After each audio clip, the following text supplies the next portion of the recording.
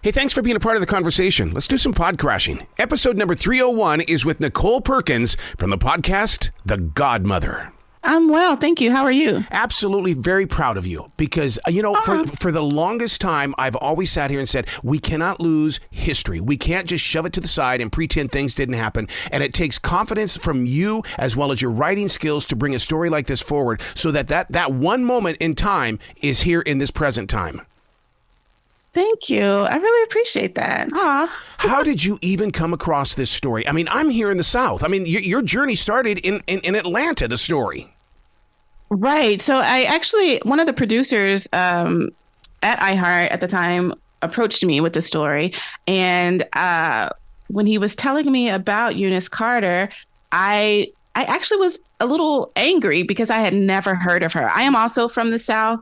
I'm from Nashville, Tennessee, which is about a 4-hour drive from Atlanta. And I could not believe that I had not heard of this woman. And so when I started doing the research and, started reading, I actually got even angrier because I was like, she was fascinating. She was incredible. And I cannot believe that she is not as much of a household name as any of these other gangsters, that we know about. So I was all in as soon as I, learned about her story. And one of the reasons that I wanted to keep telling it, one of the reasons that I wanted to tell it was because Black history is being erased, in states like Florida, where AP Black history is being removed from classrooms and things like that.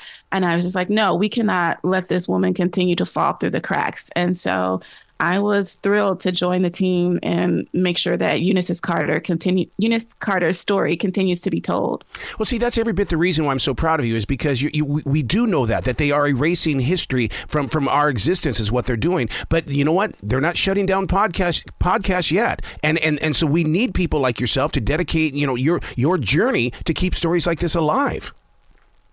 Thank you. It is truly an honor to do it. And I hope that, it reaches as many people as it needs to. It's not necessarily about numbers, but just like who needs this story, who needs to hear it. And hopefully, the right person will hear it and maybe they'll end up going to law school or make a movie out of her story. I don't know what needs to happen, but I hope it reaches all the right people. The podcast we're talking about is The Godmother. And you know what's really interesting about this? Because the two of us here in the South, we didn't know the story, but yet it was called The Trial of the Century. And it's like, what? Why don't I know the players of this?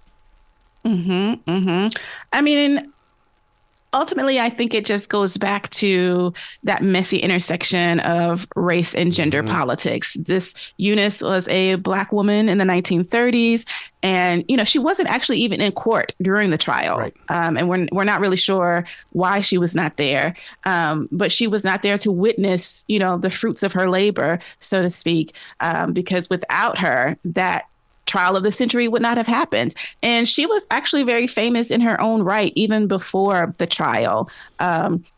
Eunice's family was from Atlanta. They moved to Harlem after the 1906 race riots. And she had gone on to law school. She was there in Harlem at the height of the Harlem Renaissance. So she was a Harlem socialite. She hobnobbed with Madam C.J. Walker's family. She was actually in the wedding party of Madam C.J. Walker's daughter.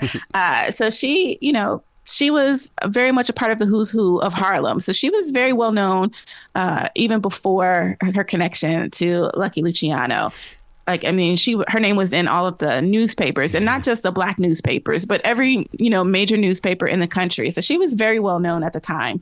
And so when she ended up associated with Thomas Dewey, the district attorney Thomas Dewey, who ultimately became governor of New York. She was very well known, and she was fascinating already.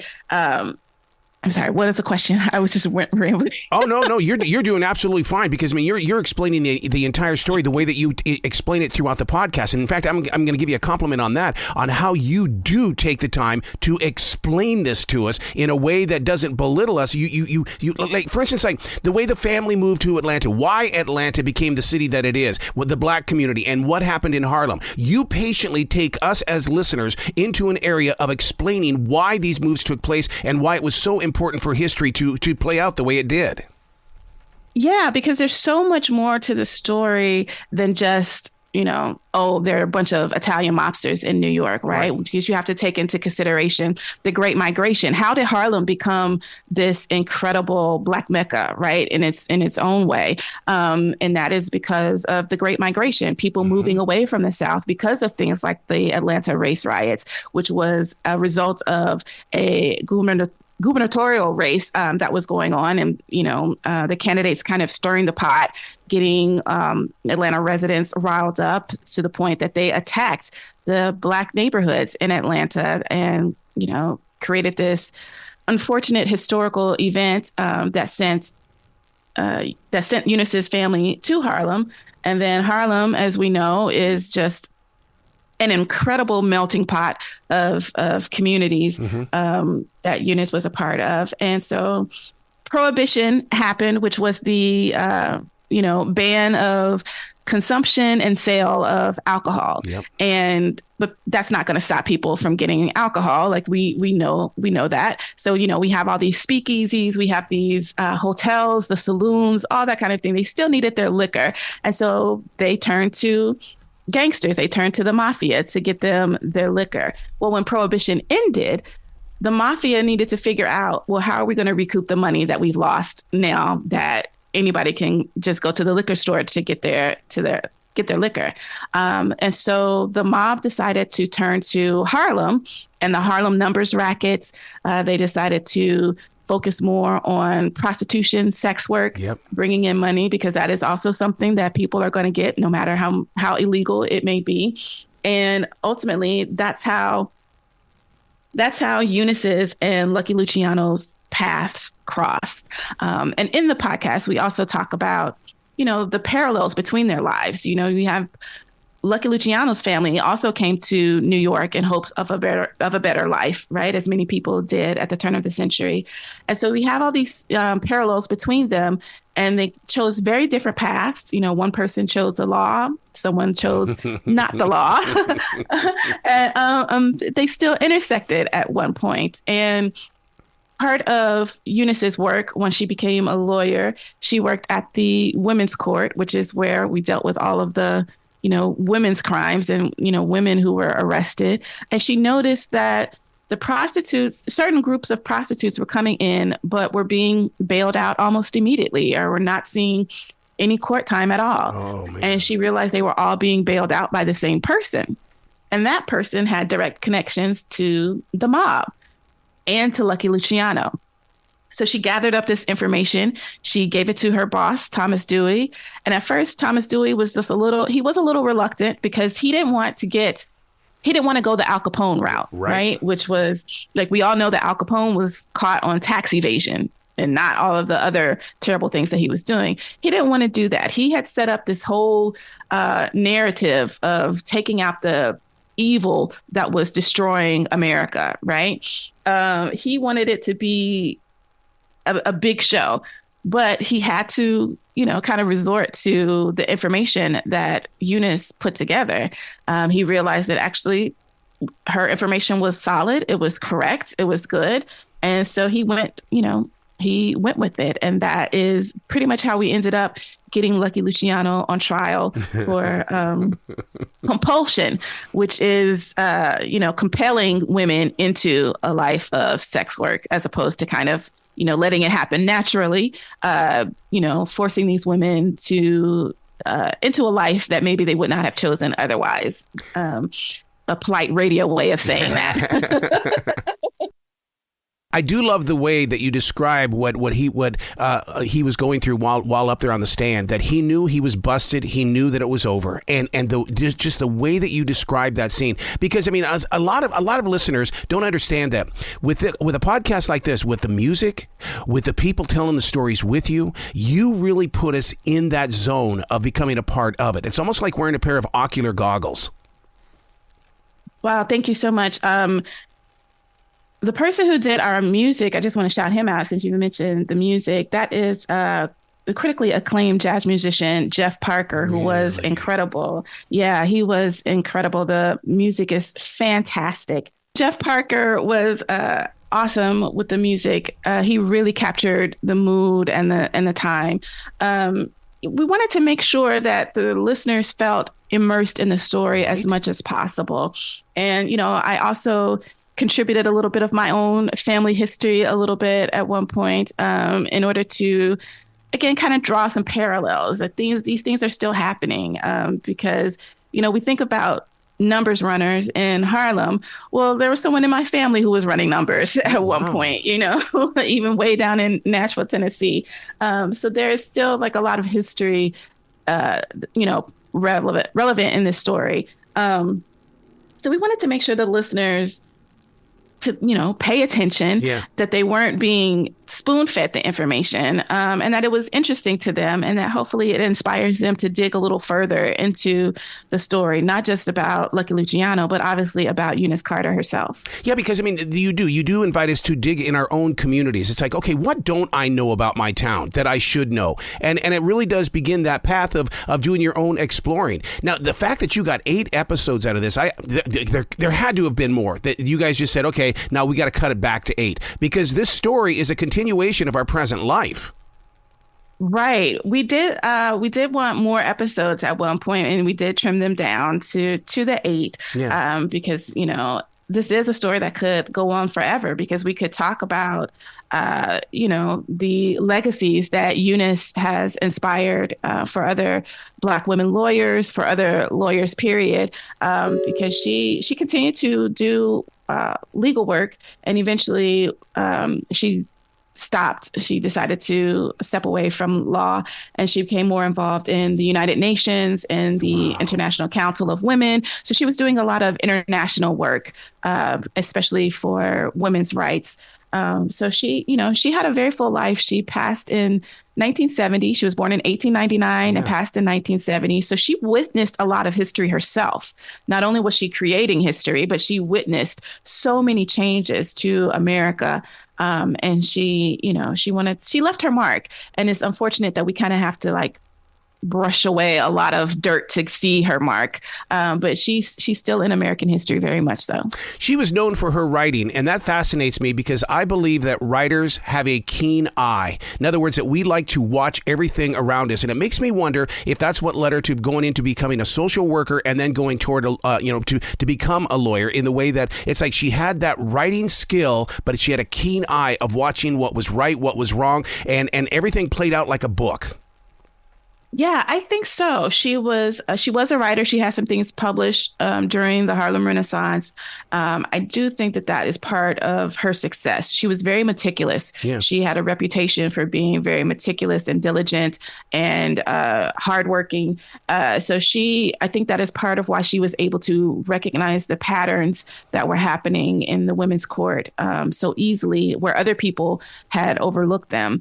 So her skills as a writer definitely contributed to her success as a lawyer, for sure. Where did you discover your art of storytelling? Because your voice is perfect for this moment, and the way that it mixes in with everything else. Did you ever? Because we radio people grow up with program directors. What is your background to where you're speaking so perfectly in tune? Oh, well, I've always been a writer in some way myself. I am a writer.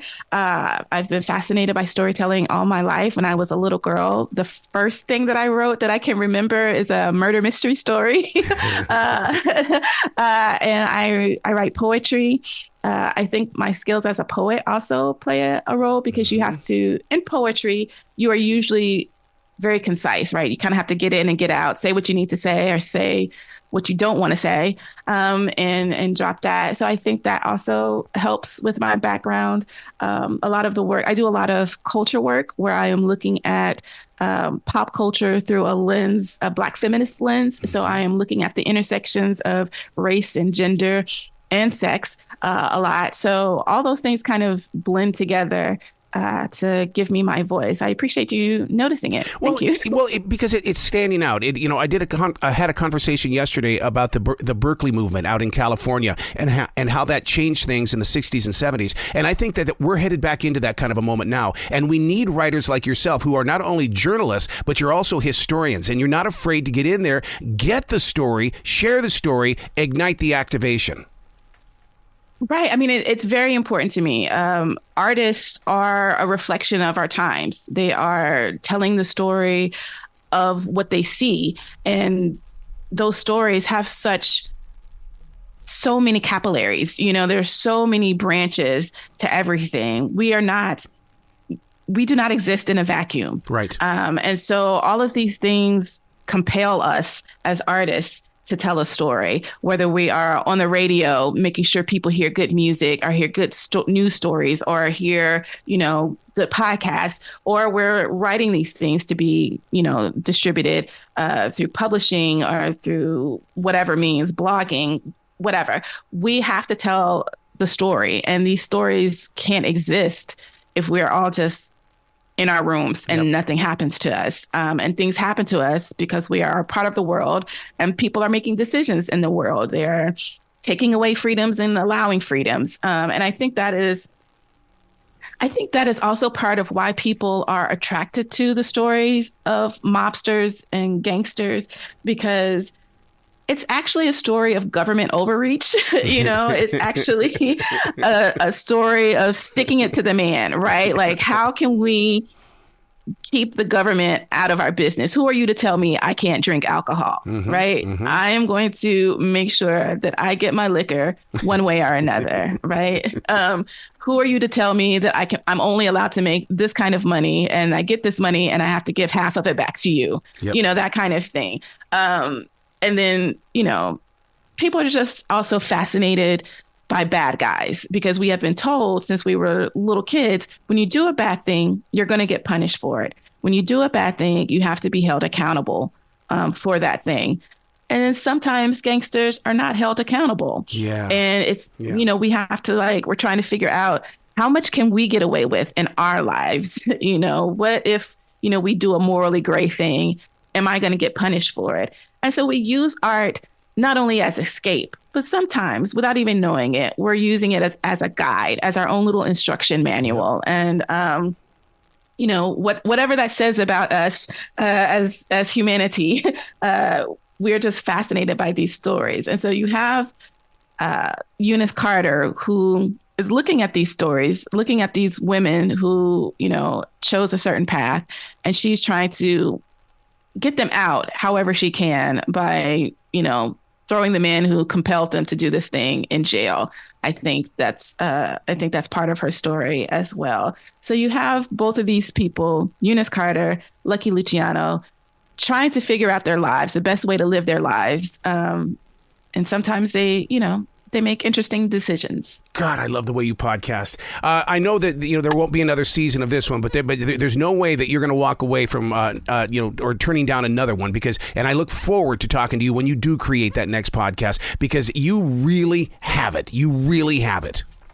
Oh, thank you so much. I love doing this kind of stuff. I love telling stories. I love especially telling Black women's stories. Yeah, I would love to do another one just like this. Excellent. Well, you'll be brilliant today, okay?